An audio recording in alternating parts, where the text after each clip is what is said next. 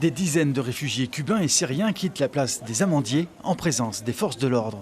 Nous sommes le 15 septembre, la ville de Cayenne vient d'interdire l'installation des campements sur le domaine public. La plupart des demandeurs d'asile s'installent quelques centaines de mètres plus loin, pointe Buzaré.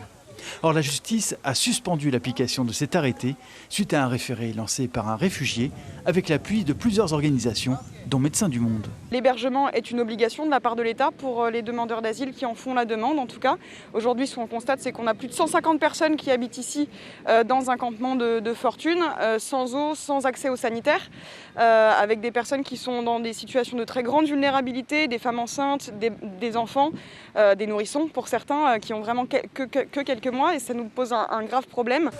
L'ordonnance du tribunal précise notamment que la mesure prise par la mairie était disproportionnée par rapport à l'objectif de sécurité qui était visé. Selon les réfugiés, les forces de l'ordre viennent toujours patrouiller régulièrement près de leur campement.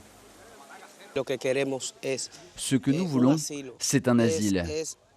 C'est rester dans ce pays où nous voulons respecter la loi. Nous la respectons parce que nous savons qu'ici, les droits de l'homme sont appliqués, ce qui est impossible dans notre pays. La mairie de Cayenne assure pour sa part être en contact avec les services de l'État afin de trouver une solution pour chacun des migrants.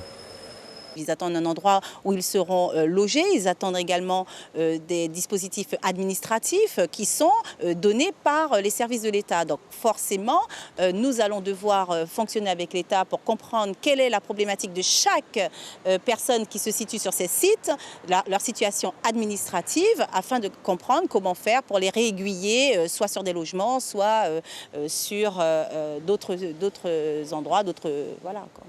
Médecins du Monde dénonce l'absence de points d'eau aux abords du campement actuel, une situation que l'organisation juge alarmante en pleine crise sanitaire et qu'elle avait déjà constatée, place des Amandiers. Mais la ville affirme être mobilisée pour améliorer ses conditions de vie. La mairie a mis un peu de verve, je dirais, à faire partir ces personnes de la place des Amandiers, puisqu'elle avait aussi fermé les toilettes et le point d'eau de cette place.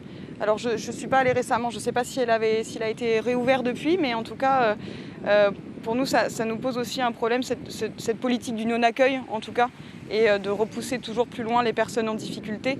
Les places sur lesquelles ils se sont installés ne sont pas des places faites pour y vivre. Donc c'est normal qu'ils n'aient pas d'accès à l'eau. Cependant, nous, notre problématique, c'est de pouvoir leur trouver un endroit digne et respectueux des conditions de vie de tout à chacun.